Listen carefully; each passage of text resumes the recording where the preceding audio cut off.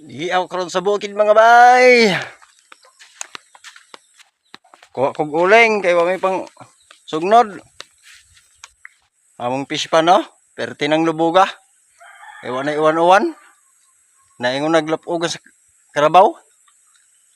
Lubuga na kayo. Nang klarong isda.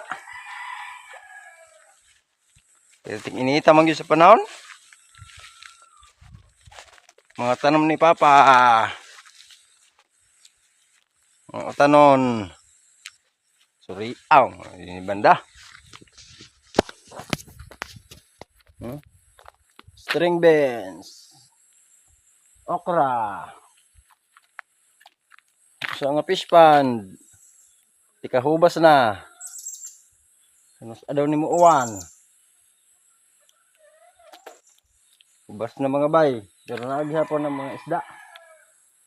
Gagmay lang ani. Ay bagong harvest. Mo ang palibot sa among bukid. Dinhi sa 30 kilometros. Tapos dito ang manukan ni Papa, mga alaga niya nga manok sa ibaw. Niya pa din he. Thank you for watching mga bay. Peace out.